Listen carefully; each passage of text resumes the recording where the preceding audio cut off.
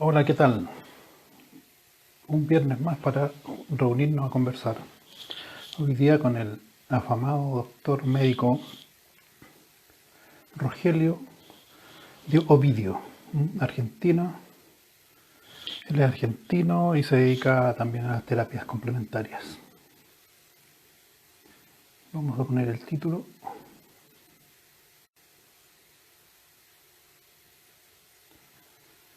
Vamos a partir anotando acá.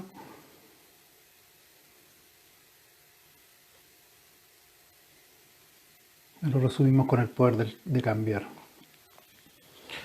Bueno, vamos a esperar que se nos sume Rogelio para poder comenzar esta conversación tan interesante, que es médico tradicional y además maneja muchos conceptos de otro tipo de terapias que son totalmente por una línea distinta a la medicina tradicional. Por ejemplo, la homeopatía, la medicina tradicional china, entre otras, ¿no? Así que vamos a esperar unos segunditos para encontrarnos con este gran personaje, muy simpático, muy inteligente y con mucho conocimiento. La idea es poder preguntarle cosas que normalmente están fuera de nuestro alcance porque él tiene la experiencia, ha conocido en profundidad la cultura oriental y la aplica permanentemente a la cultura occidental, en el que él ejerce y desarrolla cursos, talleres en Argentina.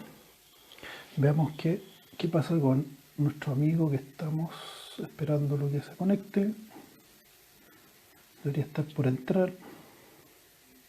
Vamos a buscarlo aquí.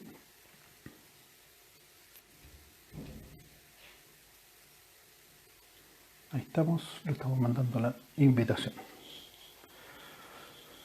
Esperemos que esto tenga menos contratiempo que otras conversaciones que hemos tenido, que se demora un poquito en el enlace, pero queremos que esta vez vamos a aprovechar el tiempo de manera más constructiva. Veamos si ahí entró, ya lo estamos. Vamos con Rogelio, que me acepta conversar. Saludando a varios que aparecen aquí de los típicos seguidores. Un saludo a todos ellos y además gente que nos está viendo de Argentina, de otros países que aparecen ahí en pantalla. Aló, Rogelio, Hola Marcelo, ¿cómo estás tú? bien, bien, muy bien. Ahora ¿Y estamos. tú? Ah, perfecto. Nos vamos a despeinar hoy día en la conversación, ¿eh? Yo no, yo te juro que no me despeino.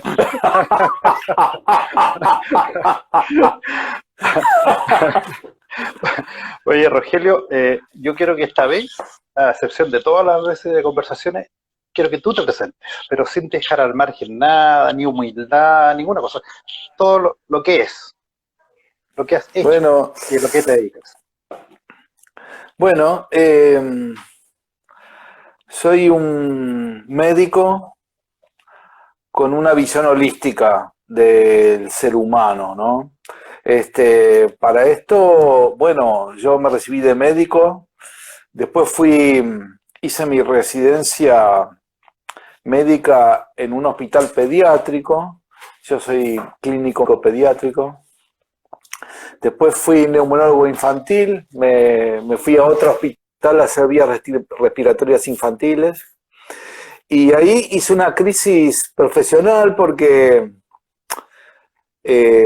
nos metíamos en la ultraestructura de los bronquios y las curvas, flujo, volumen de la respiración y todo eso, pero nos olvidábamos de la persona, que era un niño asmático, que es un paciente crónico infantil.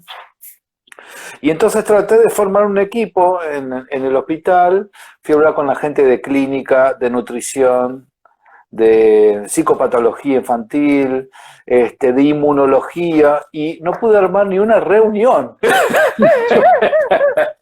Y entonces, bueno, eso me llevó a tomar la decisión de empezar, del equipo, de ser un equipo en mí mismo, digamos. Entonces dije, bueno, tengo que estudiar. Lo primero, una corriente terapéutica, yo hasta ahí era muy científico, muy mental, y entonces estudié, busqué qué psicoterapia me podía gustar y me pareció que la más integral en ese momento, hace 30 años atrás, era la psicoterapia gestáltica, que es un posgrado de 3 años, teórico vivencial. En el interín yo usaba anteojos desde los 9 años, tenía un astigmatismo miópico con una pérdida de visión del 80% en cada ojo y entonces encuentro un aviso de un médico que recuperaba visión con ejercicios y entonces lo fui a ver y él me empezó a enseñar ejercicios, me iba acumulando ejercicios, llegué a hacer 2 horas de ejercicios diarios con mis ojos. Me ponía aguja de acupuntura que yo no sabía qué era, pero yo sentía el calor entre aguja y aguja. Digo, ¿qué es esto? Yo no... Nadie me lo enseñó. Finalmente, a los 6 meses, ya dejé los anteojos, hace 30 años, ¿no? Hoy nunca más hice nada de ejercicios ni nada de mantenimiento. Hoy, si agoto mis ojos un día que leo mucho, bueno, tengo un par de anteojos de lectura para ver perfecto, que los uso, los tengo en mi mesa de luz, pero los uso poco. Y después, para ver perfecto cuando manejo, tengo unos anteojos para ver de lejos. Y bueno, recuperé mi visión y entonces al año siguiente empecé a estudiar acupuntura y medicina china. Claro, y acá había 2 lugares muy serios.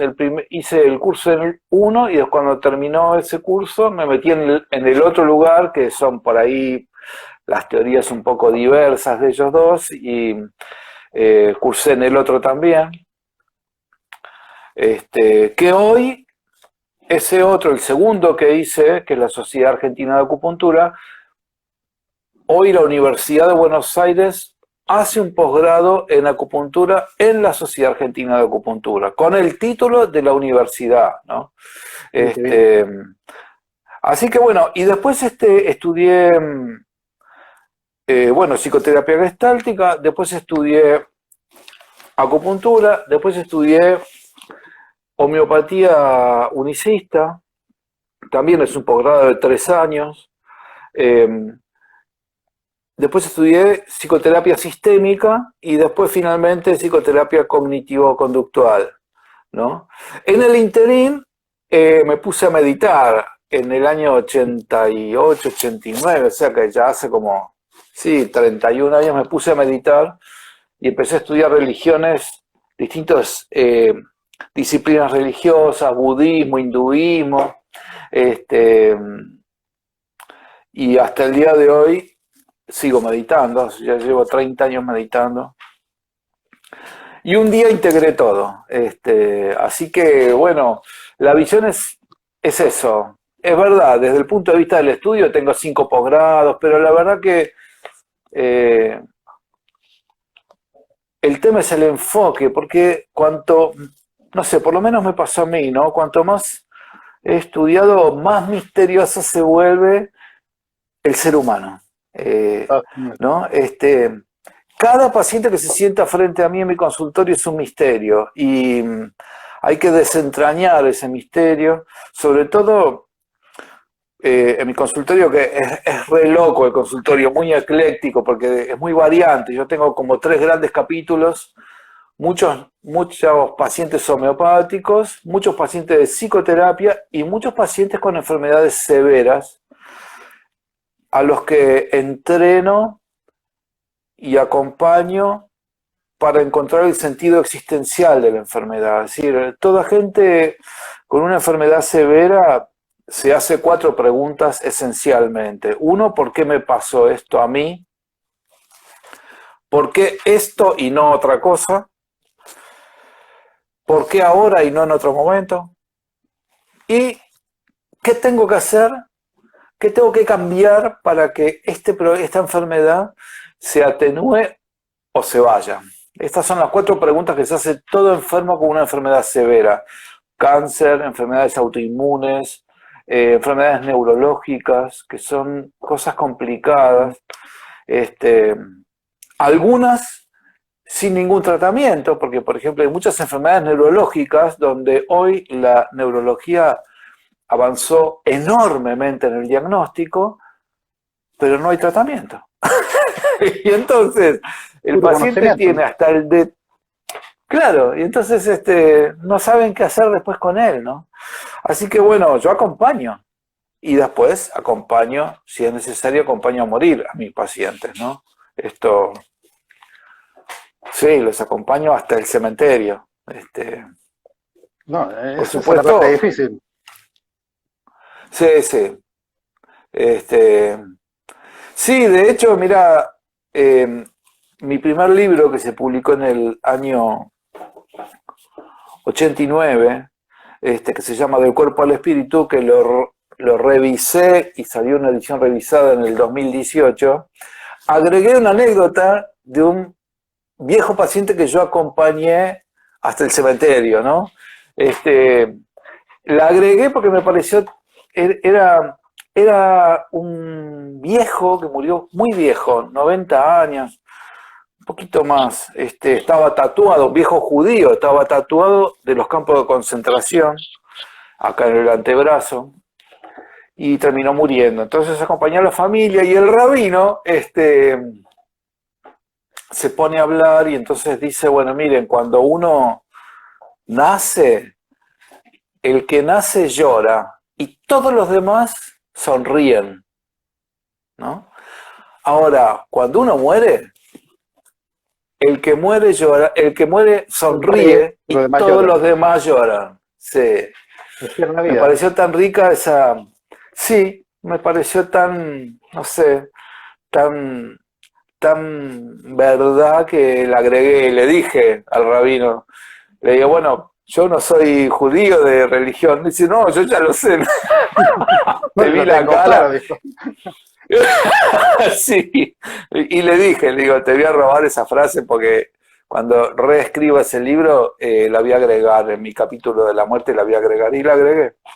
Rogelio, ¿con qué te identificas más ahora? Es como tú dijiste, holístico, o sea, mezclas todas las visiones por, para ponerlo al servicio de la persona. Esa es como la idea, o sea, darle lo mejor que tú puedes entender, comprender para que el otro también lo logre integrar.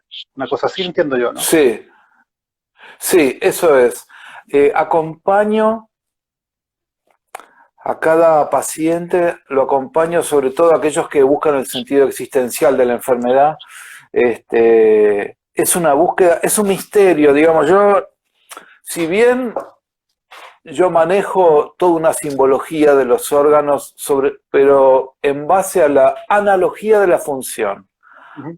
Ejemplo, los riñones eliminan al exterior todos los desechos, toda la basura sólida que produce cada célula, ¿no? Uno saca la célula saca la basura, como en la casa, se la lleva a la sangre y eso pasa por el riñón y del riñón sale al exterior.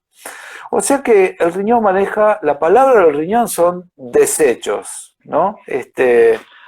Un desecho es algo que fue útil y que ya no lo es. Y entonces todos mis pacientes renales, por analogía, le digo, ¿qué pasa con los desechos en tu vida? En el plano físico, en el plano emocional, hay emociones viejas que tenés guardadas, que las tenés que soltar.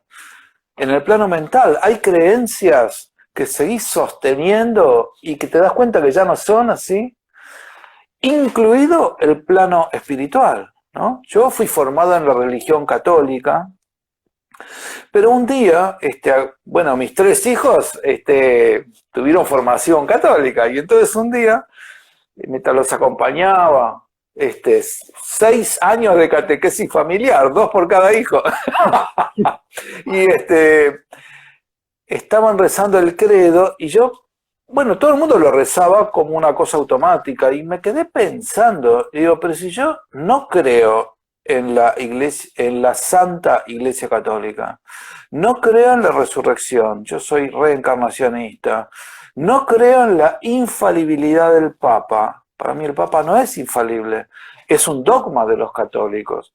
Entonces dije yo, la verdad, no debería llamarme, si quiero ser honesto conmigo, no debería llamarme católico, ¿no?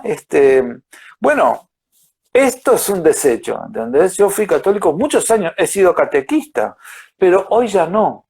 Entonces, eso es un desecho espiritual para mí, ¿no?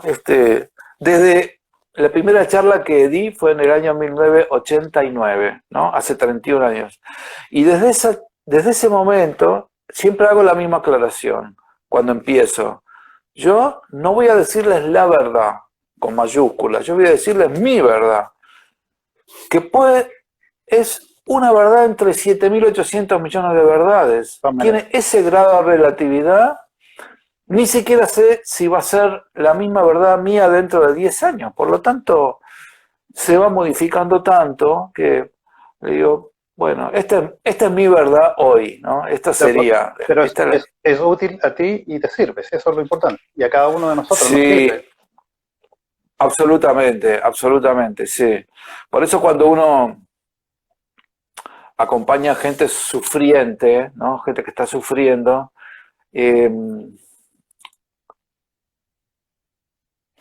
hay que estar muy atento a qué cree, qué piensa, qué le está pasando y recibir esto, ¿no? Los budistas dicen la escucha compasiva del otro, ¿no? Y entonces recibir lo que el otro está diciendo, más allá que uno esté de acuerdo o no, pero recibirlo, darle a entender que uno lo está acompañando, ¿no? Esto es importante para aquel que sufre, ¿no?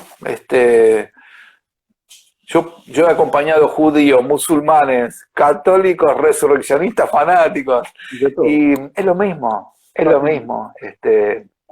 Oye, Sí. Rogelio, te hace una pregunta que yo creo que a ti te llama la atención o la trabajas mucho, que es ¿en qué o dónde radica el poder del cambio?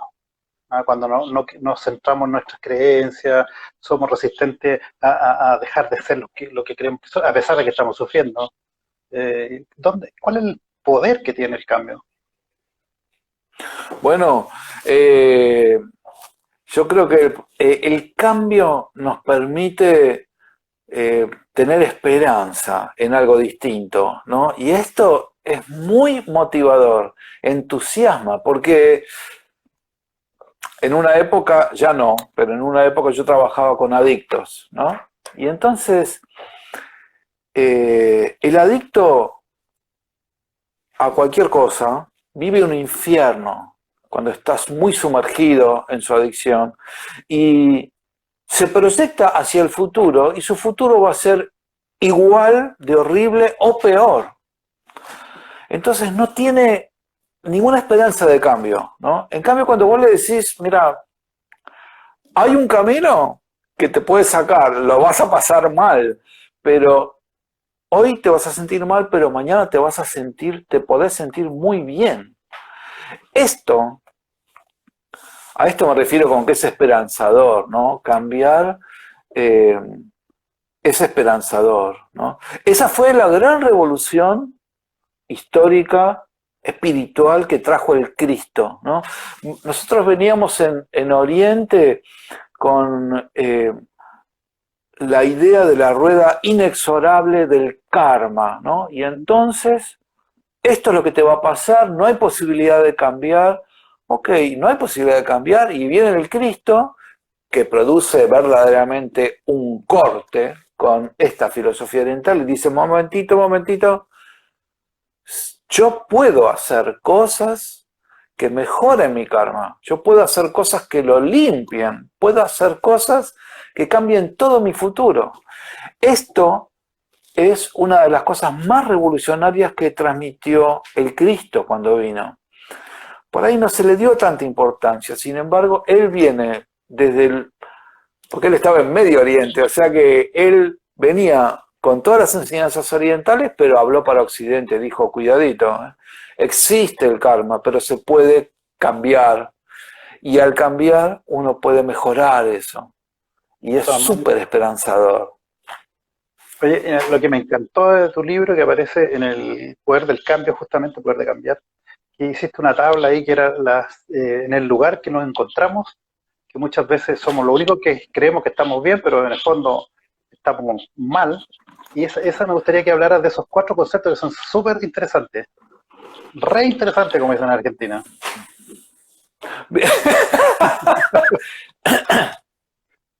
Cuando uno, mira, todo el tiempo en nuestra vida las cosas nos van cambiando. Nuestro medio cambia, cambia el clima, cambia el medio emocional, el mental, el espiritual, ok. Y uno se tiene que adaptar todo el tiempo porque si no se adapta se muere, digamos, que es lo que pasó con los dinosaurios. No se pudieron adaptar a un cambio X planetario, se murieron todos. Bien, nosotros nos tenemos que adaptar a todos esos cambios. A veces nos adaptamos adecuadamente. Ejemplo, hace frío, me pongo un suéter, ya no tengo más frío, me adapté. Estaba en una pareja, me peleé, bueno, pasé un duelo, ahora estoy bien, tengo otra pareja, no sé qué. Bueno, me adapto. Pero a veces no nos adaptamos bien, ni totalmente, nos adaptamos como podemos. Y a veces usamos muletas para continuar transitando la vida. Esas muletas pueden ser aturdirse, puede ser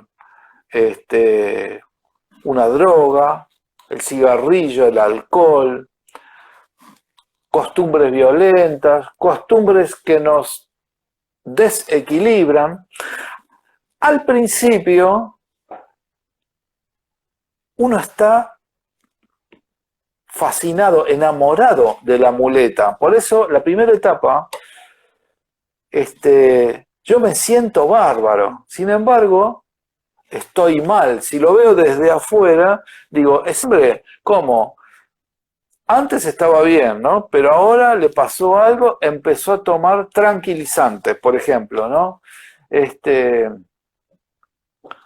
O sea, yo lo veo desde afuera y digo, está peor en su calidad humana, ¿no?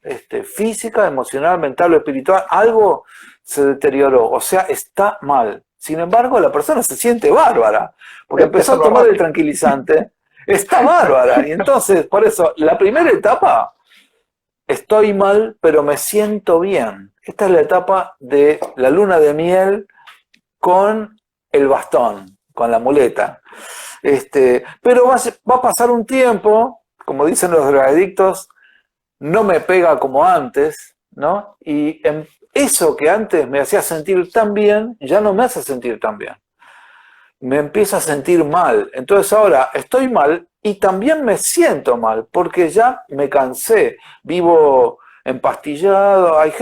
Acá hay drogas muy, muy nuevas, muy de moda, de las cuales por ahí que generan gran acostumbramiento físico y hay gente que no las puede dejar. Y entonces arranca para dormir una noche con X cantidad de estas drogas, de estos remedios que se los receta el médico además.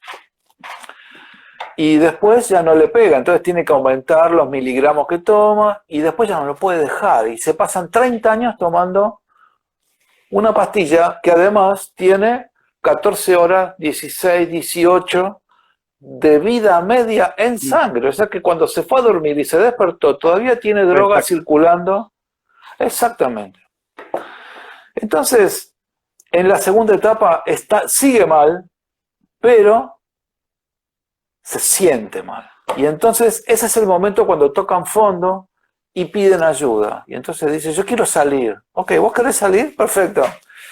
Si sos alcohólico, vas a Alcohólicos Anónimos, no tenés que tomar más, no tenés que drogarte más, no tenés que dejar el ansiolítico.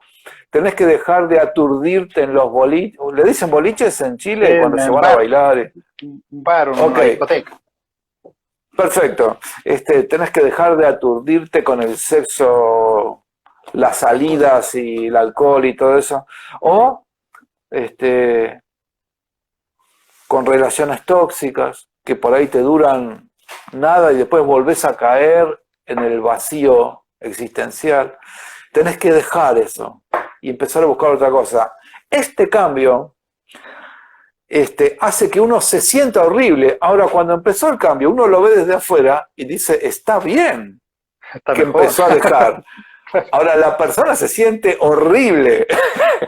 Todo el proceso de dejar el tabaco, de dejar la droga, el alcohol, el aturdimiento, el sexo sin consecuencias, sin sentido, la gente se siente muy mal. Pero está bien, desde afuera se lo ve que mejoró su calidad humana. Muchos recaen, en esta etapa recaen porque no se lo aguantan y entonces vuelven al estado de sentirse mal. Otra vez, cuando se proyectan a futuro, se ven igual de mal dentro de 20 años, o peor. Ahora, si continúan, al principio se van a sentir mal, pero después lentamente van a empezar a sentirse bien. Y ahí pasa la cuarta etapa, que es, uno lo ve de afuera y dice, está bárbaro, está muy bien, y además se siente bien.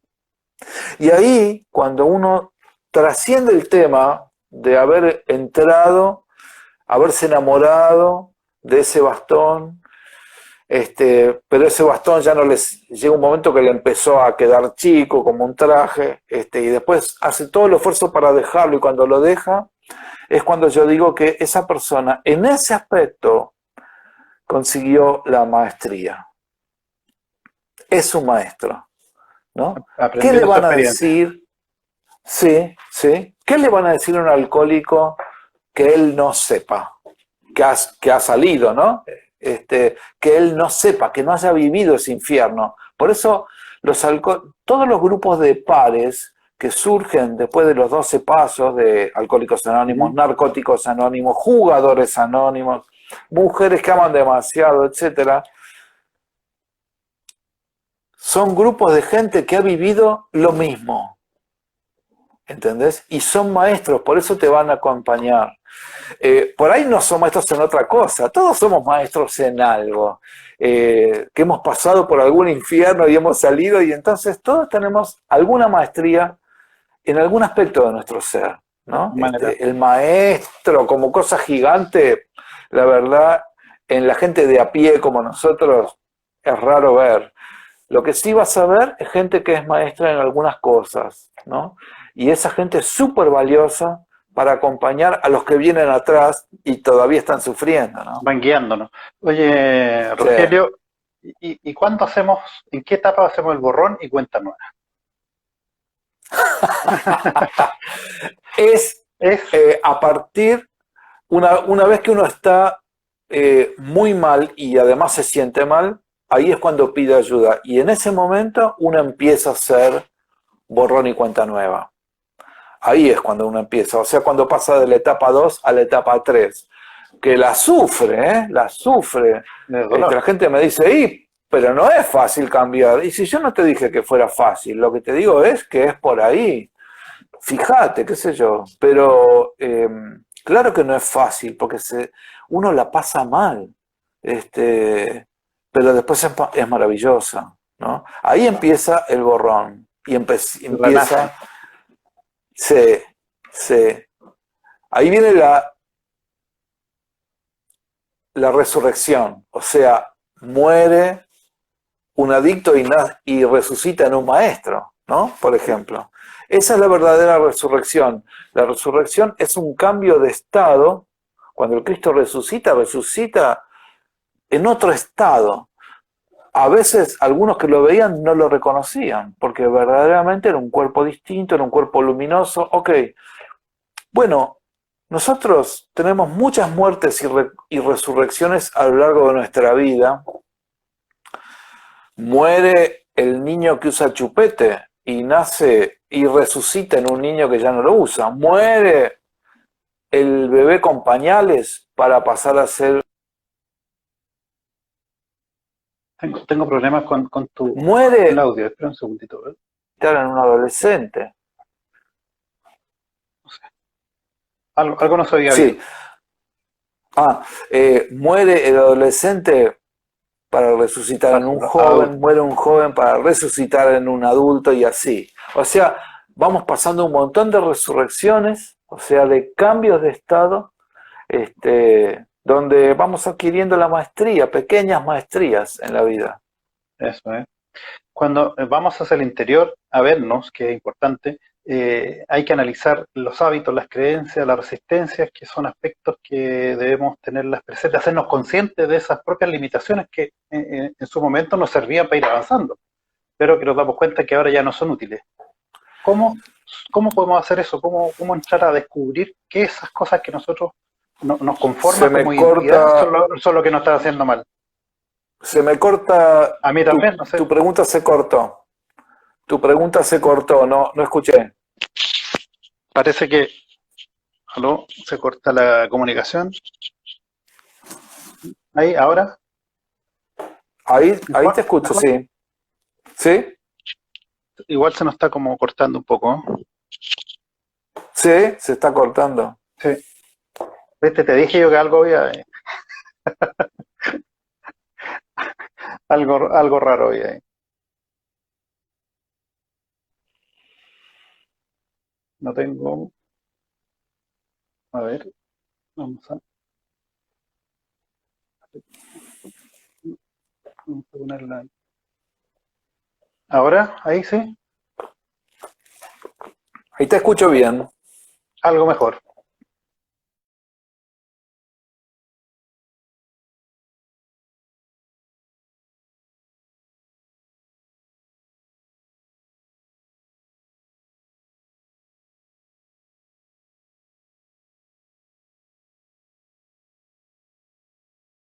Estoy congelado. Es que no tengo retorno. ¿Ahora sí? Ah, Ahí sí. sí, Ahora sí. Sí, ahí te escucho, sí. Ahora está mejor acá. Me preguntaste algo de las resistencias, pero no escuché qué era. No, los hábitos, las creencias, la resistencia que llevamos dentro, que muchas veces conforman nuestra identidad. ¿Cómo logramos ver eso mismo que muchas veces son lo que nos está entorpeciendo poder avanzar y dejar de sufrir? Bueno,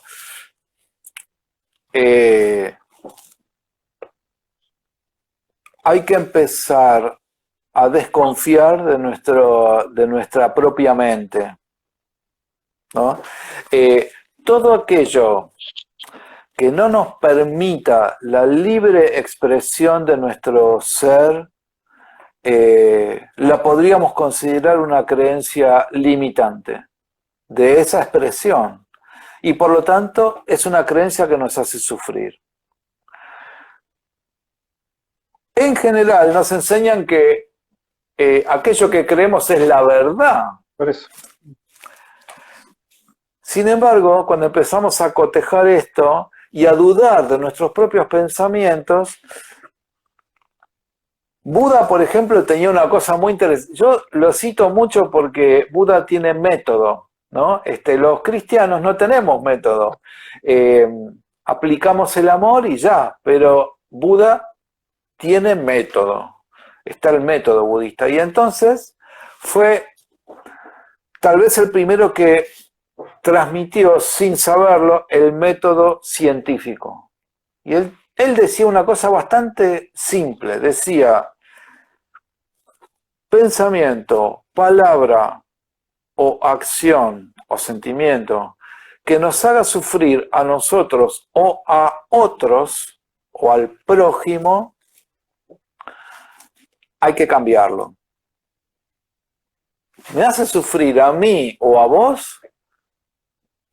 Hay que cambiarlo. Entonces hay que usar otro. Y ese nuevo me da placer a mí y a vos, hay que mantenerlo.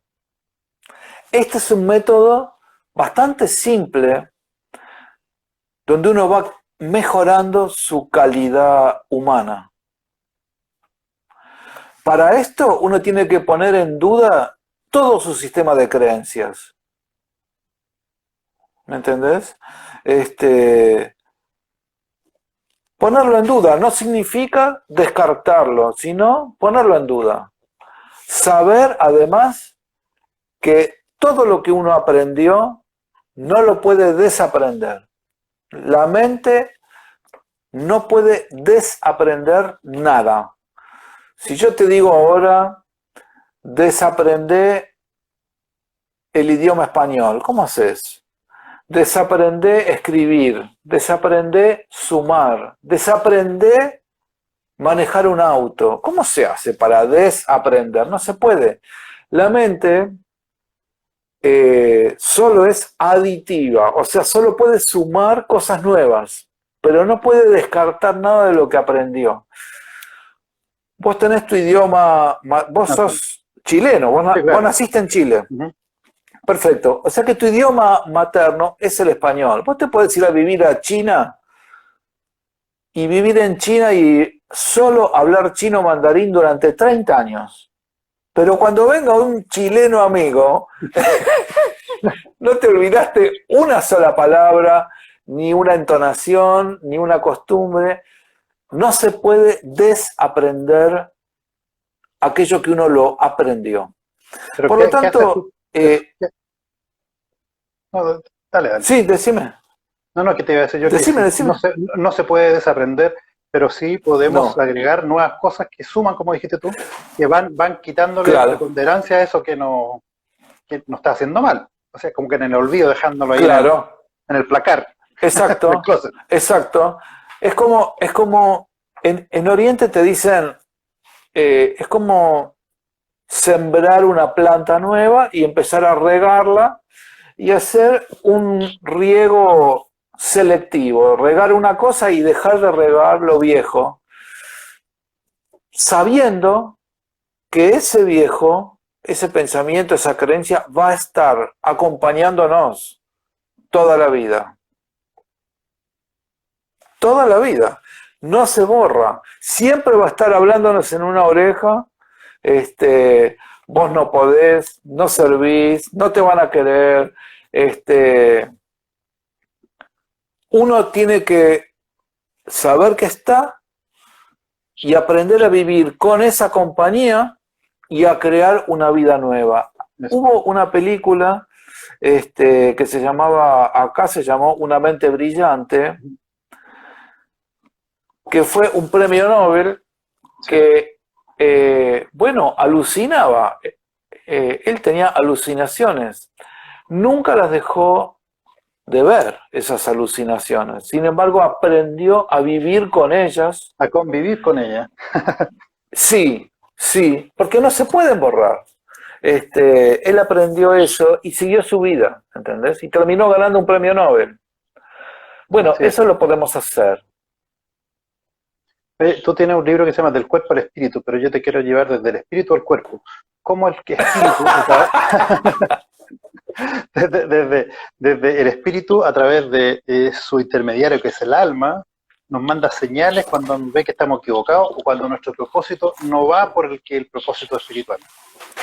Sí, Esas señales, cuando nosotros las desoímos o reaccionamos o respondemos de una forma o la ignoramos, ¿qué pasa en el intertanto? ¿Cómo es la forma de empezar a ser más intuitivo respecto a eso? bueno, hay un... El alma siempre dicta lo que uno debería hacer, pensar y sentir o decir. Siempre está dictándolo, pero en un volumen casi inaudible, ¿no? Hay un viejo libro espiritual extraordinario que se llama La voz del silencio, ¿no? La voz del silencio es la voz del alma. Sí. Cuando uno entra en silencio físico a través del aquietamiento, emocional a través del desapasionamiento y mental a través de la meditación y aquieta todo y entra en silencio físico, emocional y mental, a veces se puede oír esa voz del silencio, que es la voz de nuestra propia alma. Más allá de eso, a veces, aunque no nos aquietemos, aunque no entremos en silencio, a veces vamos a hacer algo y tenemos como una cosa que te dice no, o sí, así, binario, sí o no, ¿no? Y esas, esas advertencias son directas del alma. Muchas veces la personalidad las desoye. Y ahí es cuando hacemos desastres como personalidad, ¿no? Y cuando miramos para atrás, recordamos, yo escuché ese no, pero dije, no, ¿cómo? Y ahí es cuando nos equivocamos, ¿no? Me preguntan si el alma es lo mismo que conciencia, a propósito de lo que estamos hablando. Sí, sí, sí. La conciencia está por encima de la mente, ¿no? Entonces, la mente corresponde a la cosa material, la conciencia corresponde a la cosa espiritual. Por lo tanto, la conciencia, por eso es que, bueno, si uno se pone a meditar en profundidad, uno puede aquietar el cuerpo físico, aquietar las emociones, aquietar la mente y dejarlas atrás. A las 3 y dejar la mente atrás, no tener un solo pensamiento más y ser solo conciencia. Uno puede fusionarse en ese caso con una rosa, con un delfín, con una ballena, viajar por el cosmos. Esto que parece una locura es totalmente posible, pero es conciencia pura, no hay más mente, no hay más pensamiento. Por eso la voz de la conciencia muchas veces, bueno, la voz de la intuición, no usa pensamientos. La intuición es un conocimiento que baja totalmente íntegro, sin un solo razonamiento, sin un solo pensamiento. Baja así, ¡pa! Eso es el conocimiento intuitivo que proviene de planos espirituales, ¿no? Por eso sí, esto que vos decís es cierto. Muchas veces lo explico así, mira, uno puede observar su cuerpo, ¿correcto? Uh-huh. Si uno observa su cuerpo se da cuenta que ese aspecto que está observando el cuerpo no es el cuerpo. Si algo lo puede observar, no es el cuerpo. Ok. Uno puede observar sus propias emociones. Ese que observa no es la emoción. O sea que está por encima de la emoción, está observándola. Uno puede observar sus propios pensamientos. O sea, si yo puedo observar mi mente, yo no soy mi mente. Esa entidad, esa abstracción que está observando a la propia mente de uno, ¿cómo se llama? Se llama conciencia. Tal cual. Algo que hablas también que me parece súper interesante, que esto del cambio, la transformación o la evolución hacia seres mucho más íntegros o más completos va gradualmente para que vayamos practicando, porque como se supone que en el plano espiritual no existe el tiempo, no existe el espacio, la forma de que tiene el alma de ir constatando que tú aprendes es justamente sometiéndote nuevamente a los mismos desafíos. Entonces, por eso es que no es total, es como gradual la cosa. Eso para aclarar un poco, hay gente que dice, me voy a iluminar y va a cambiar todo. No es así. No, claro que no. Claro que no. Y muchas veces el que te dice que es un iluminado no lo es. Lo mismo el que te dice que es un iniciado, ¿no? Nunca escuché a un iniciado de alto grado de verdad que diga yo soy un iniciado de alto grado. Nunca. No lo dijo ningún maestro eso, yo soy un iniciado de alto grado. No. Vas a escuchar muchos de a pie como nosotros que dicen yo soy un iniciado, estoy en la cosa, la luz, no sé, me bajan cosas. Seguramente... te ponen los nombres especiales. Así que, bueno, sí, el aprendizaje es gradual. Y justamente a medida que vamos... Porque claro, la personalidad es el instrumento por el cual se debería expresar nuestra propia alma. O sea, cuerpo, emoción y mente no son más, que esa es la personalidad, cuerpo, emoción y mente, no es más que un instrumento de expresión, como si fuera una guitarra, ¿no? Un instrumento de expresión del alma de cada uno. A medida que vamos mejorando nuestra calidad física, emocional y mental, ese instrumento va siendo más fino, más sutil, más perfecto.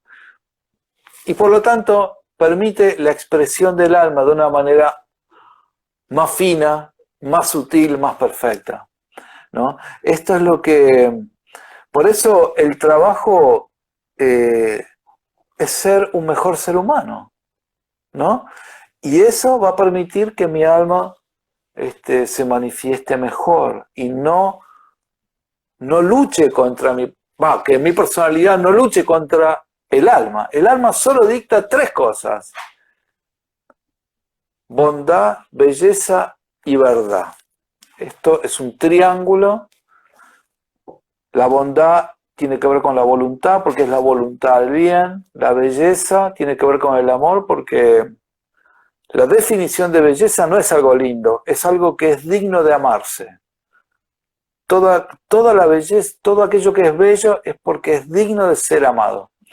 Y la verdad, porque es la expresión de la divinidad. Por lo tanto, el alma dicta esas tres cosas, esas tres cualidades en cualquier ámbito: bondad, belleza, verdad. La personalidad El ego. no quiere esto. Claro, sexo, droga, rock and roll. Claro, nosotros no queremos. Entonces luchamos, nos negamos a ser un vehículo de expresión de nuestra propia alma, y eso genera enormes fricciones que después nos pueden enfermar incluso, ¿no? O sea, lo que entiendo es que si la sanación consistiría entonces en sacar todos esos bloqueos que no nos permiten que la alma se exprese tal cual es. Exactamente. De hecho, en el Tíbet se custodia un manual de curación espiritual en donde una de las leyes de curación espiritual dice que uno debe dejar de mirar, uno cuando se enferma o cuando le duele algo, lo único que hace es mirar el dolor. Es como que coloca su mirada en un solo punto, que es el punto que duele. Es como cuando entra una piedra en el zapato, ¿no? Una piedra en el zapato, uno no puede dejar de pensar en la piedra que con cada paso. De paso, como cosa interesante, esa piedra en el zapato se llama, en griego se llama escrúpulo.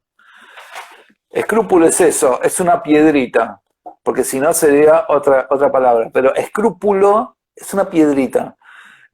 Por eso se dice, alguien sin escrúpulos es alguien que puede hacer cualquier cosa, porque el que tiene un escrúpulo todo el tiempo está pensando en esa piedrita, en ese escrúpulo. Cuando a alguien le duele, sí, cuando alguien sufre un dolor, una disfunción, solo piensa en eso todo el tiempo. Entonces, en el Tíbet te dicen, no hay que seguir mirando la fricción, hay que elevar los ojos al alma para dejar que el alma se exprese, y eso limpia todo, digamos. O sea que desde ese lugar, elevar los ojos a la propia alma puede ser el camino de sanación. Lo cual es difícil, es muy difícil, porque ya te digo, no podemos dejar de pensar en lo que nos duele, ¿entendés? Y lo que hay que hacer es dejar de pensar en lo que nos duele y empezar a mirar a nuestra propia alma. Eso, ¿eh? Te iba a preguntar yo que estamos permanentemente pensando en evitar cosas, evitar el dolor, evitar el sufrimiento, evitar exponerme a algo que me pueda lastimar, pero si nos pasamos evitando todo, ¿qué vamos a aprender? Es decir, la vida de experiencia, no sé, o sea, Absoluta. no sé cuál es la respuesta ahí. Bueno, esta es parte de nuestra cultura, la cultura actual, que te dice, todo aquello que sea una dificultad para vos, tenés que buscar la forma de eliminarla. Así, por eso es. Sí, no es mirar qué es, no, eliminarla, ¿entendés? Entonces, hoy hay congresos en medicina de desmedicalización, o sea, están insistiéndole a nosotros, a los médicos, para que dejemos de medicar cosas que no merecen medicarse. Alguien se muere. ¿Y entonces qué? ¿A los familiares les vamos a dar ansiolíticos? Si tienen que transcurrir un duelo, tienen que estar tristes. Esto no es una patología. Transcurrir un duelo no es una patología. No hay que medicar un duelo. No hay que medicar una frustración. No hay que medicar un montón de situaciones, esto que decís vos. ¿Cómo me puedo escapar de esto? Y tomate algún ansiolítico que te vas a dormir y te olvidaste. ¿Te imaginas, Rogelio, llega al cielo, por ponerle un nombre, y te pregunta, ¿qué hiciste? Nada, evité todo.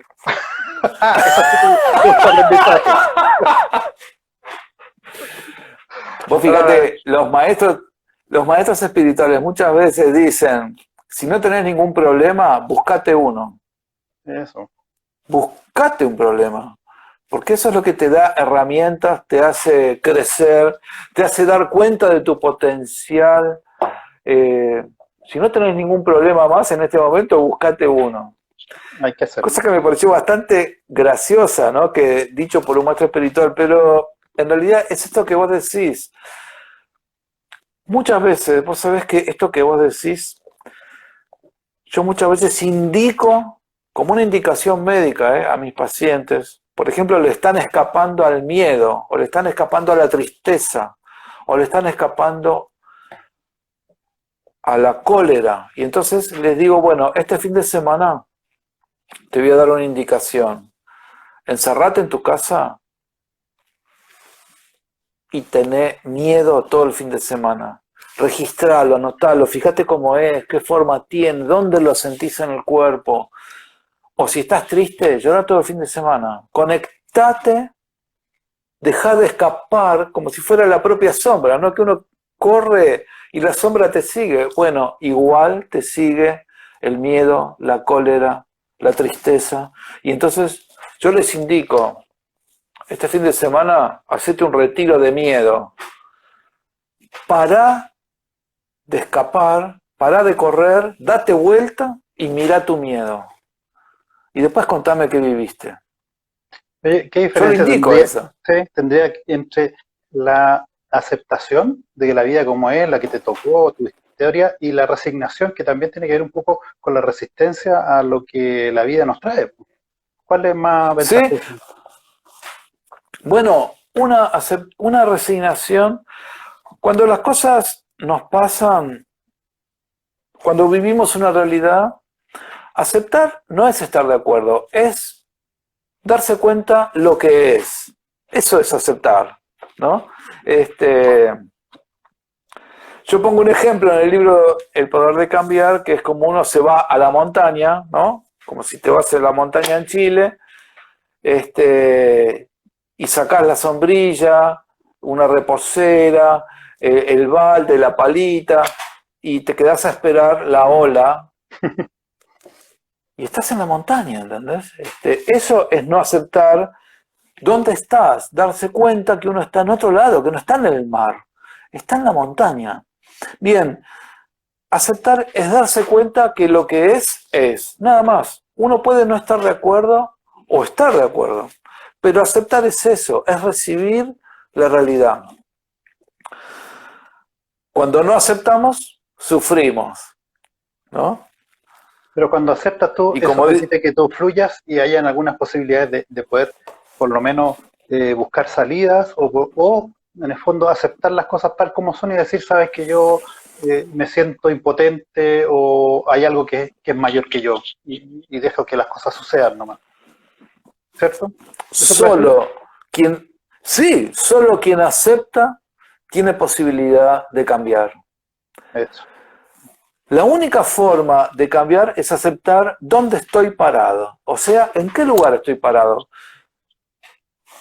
Hay gente que se pasa 40 años fumando y te dice, yo lo controlo perfectamente, lo dejé 20 veces el cigarrillo. ¿Entendés? Es fácil dejarlo. Claro, y después volvió a fumar, ¿entendés? Lo dejé 20 veces y volví a fumar. O sea, aceptación es eso, es reconocer la realidad. Ahora, cuando yo la puedo reconocer y acepto, esa realidad tiene dos opciones. Se puede cambiar o no se puede cambiar, ¿no? Mi padre murió en el año 94. Bueno, murió. ¿Se puede cambiar? No. La resignación es aceptar algo que no se puede cambiar. Eso es lo que se llama resignación. Cuando yo acepto una realidad que no tiene cambio posible, por ejemplo, frente a la muerte, no hay cambio posible, la persona no va a revivir, ok, eso se llama resignación, es aceptar algo que no tiene posibilidad de ser cambiado. Si tiene posibilidad, elijo cambiar o no, ¿entendés? Una vez que acepté. Rogelio, como nos queda, estamos contra el tiempo ya, supongo, porque a veces nos dan algún premio, podemos alargarnos un poco, pero te quiero llevar a un tema que es súper privado en tu caso, que tiene que ver con el tema de la experiencia cercana a la muerte o casi muerte. Eso tú eras bastante joven, parece adolescente, y viviste este episodio. ¿Eso significó algo importante en tu vida? ¿Algo que te marcó? ¿Algo que te hizo ver la vida con otra perspectiva? Cuéntame un poquito de eso, si quieres. No estás obligado, pero... No, sí, eso pasó a los 15 años. Yo tenía 15 años. En ese momento no me di cuenta. Yo tuve el darme cuenta de que había estado muerto y que había pasado toda esa experiencia 15 años después. Mirá qué loco. Recién a los 30 años yo dije, yo estuve muerto. Todo eso que yo viví, que yo lo viví, pasó, digamos. Recién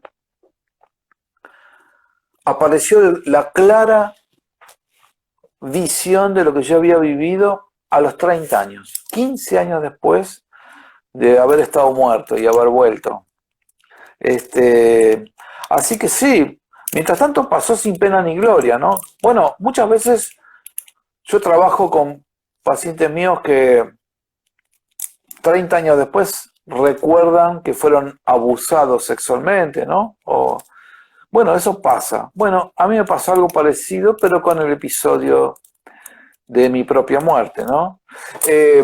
Y a partir de ahí sí cambió completamente el concepto. Mientras tanto yo tenía visiones parciales donde no tenía ya ningún temor frente a la muerte, a partir de eso que viví, ¿no? Que yo, digamos, no voy a contar los detalles de cómo fue que me morí, pero en un momento me digo a mí mismo, me siento flotar y me digo a mí mismo, estoy muerto. Pero con un estado imposible de describir con palabras, por lo bueno, ¿no? Por lo maravilloso. Inmediatamente me vi rodeado como por más de 10 seres.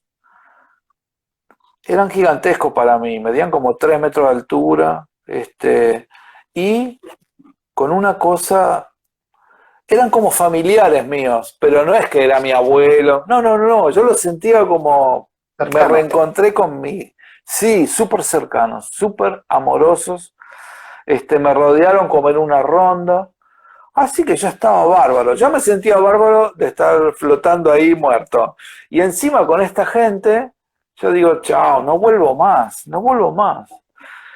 Y toda mi vida pasó en una fracción de segundo, en imágenes, y bueno, y ahí me empezaron a acompañar y veíamos un lugar a donde nos dirigíamos, y yo iba en el medio de esta ronda de seres que me iban acompañando. Y de golpe es como si hubiera pisado arriba de un pozo y de golpe ¡fu! Me fui para abajo y volví. volví a la vida, ¿no? A la vida encarnada. Una vez que se vive una cosa así, bueno, cambia completamente el concepto de vida y muerte, ¿no? Después tuve muchas experiencias cercanas con seres que murieron o sea que eh, no suelo predicar. Lo conté en mi libro porque me pareció importante compartirlo, ¿no? Pero no porque, digamos, yo no predico esto de la muerte, digamos, para mí la muerte no tiene ninguna importancia, todo lo contrario. Durante muchos años, con mis hijos chicos todavía, yo decía, bueno, si me toca morirme,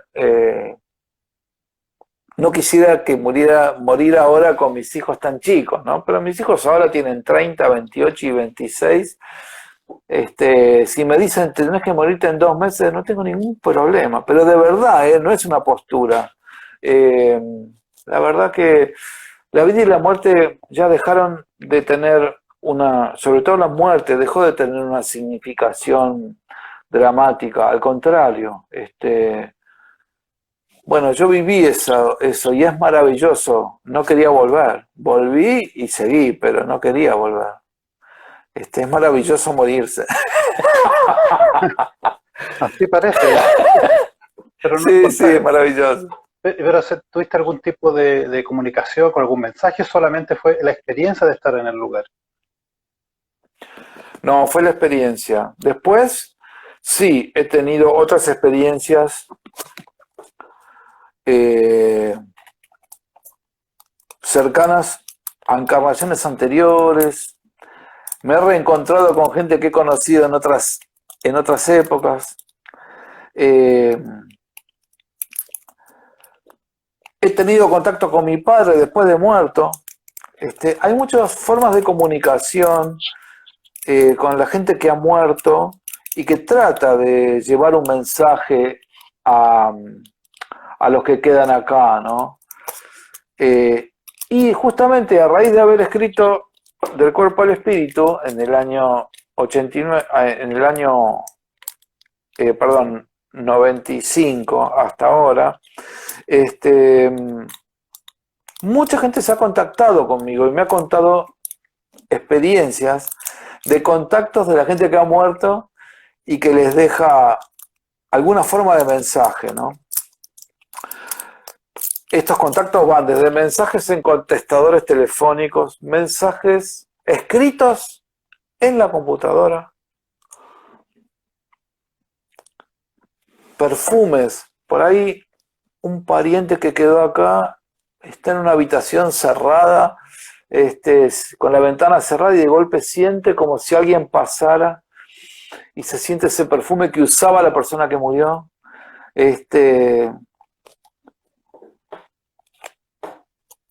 En fin, sueños. El alma cuando muere pasa un tiempo en el plano astral, que es el mismo lugar al que vamos nosotros cuando dormimos y soñamos, ¿no? Y entonces uno puede hacer contacto con gente que murió, que desencarnó. Yo soñé con mi padre, no soñé, tuve un contacto con mi padre. Y entonces venía de visita a mi casa y entonces estábamos ahí, bueno, y después saludaba, bueno, chau, chau, chau, chau, a toda la familia, y cuando yo lo acompaño a la puerta de salida, cambia la expresión y me mira serio y me dice, bueno, ahora que estamos solos, ¿qué querés saber sobre la muerte? Así fue. Sin anestesia. Fue impresionante. Y ese tipo de sueños, uno, a ver, ¿cómo decirlo? Yo desperté con la certeza de que no fue un sueño, que fue un contacto real. Es difícil transmitirlo, ¿no? Pero no tuve ninguna duda que fue un contacto con el alma de mi padre que ya había muerto. Ninguna duda. No todos los sueños son, y ahí se equivocó Freud, no todos los sueños son experiencias del plano emocional mental. hay sueños que son experiencias espirituales y que no deben ser interpretadas desde el punto de vista de la interpretación de los sueños, ni del psicoanálisis, ni de ningún trabajo sobre los sueños que tienen otras corrientes de psicoterapia, porque hay experiencias espirituales Reales. Que son directas y que así deben tomarse, ¿no? Así que bueno, yo desperté ese día con la certeza de que había hecho contacto con mi padre. Lo cuento, pero no lo he contado, no suelo contarlo así, pero bueno, ya que se dio la oportunidad lo cuento. Entramos en confianza. Sí, no hay nadie. No, estamos solos aquí, no hay, de aquí no sale, Sí. de Latinoamérica no sale. Rogelio, para ir cerrando, te voy a dar 3 palabras Sí. para que me expliques qué significan, cómo se interrelacionan y qué tan relevantes son. Por ejemplo, si te digo transferir, transmutar y transformar. Bueno, esas 3 palabras son las que me llevaron a desarrollar un taller de transformación y posteriormente escribir el libro El poder de cambiar, ¿no? Esas 3 palabras que lo saqué de un escrito espiritual que dice: la transferencia de pensamientos, por ejemplo, yo no puedo, un pensamiento, ¿no? Vos no podés, típica creencia limitante de cuando uno es chiquito y le dicen no podés, no servís, nadie te va a querer, etc. Y de golpe uno empieza a cultivar el pensamiento: yo puedo, yo sirvo, alguien me va a querer. Esta transferencia de pensamientos, que ese es el secreto del cambio, de la transformación, la transferencia de pensamientos hacia un pensamiento nuevo genera un cambio en las energías. Es como cambiar la sintonía de una radio, ¿no? Si yo paso de una frecuencia a otra, cambian los locutores, cambian las músicas, cambia la gente cambia hasta la idea política, ¿no? Puede cambiar. Ok, la transferencia de pensamientos genera una transmutación de las energías y eso produce finalmente un cambio en la forma, o sea, una transformación. Primero se transfieren los pensamientos, si uno sostiene esos pensamientos, cambia el dial de la radio, eso genera una transmutación, las energías ya son distintas. Viene gente nueva, aparecen amigos nuevos, aparecen interlocutores nuevos, maestros nuevos. Y eso termina generando un cambio en la forma, que es lo último de todo, que es la transformación. Por eso la transformación es posible y todo es en base a elegir pensar distinto. Exactamente. Maestro, ¿o no? Usted es maestro en muchas cosas, así que un gran maestro. Sí, en algunas.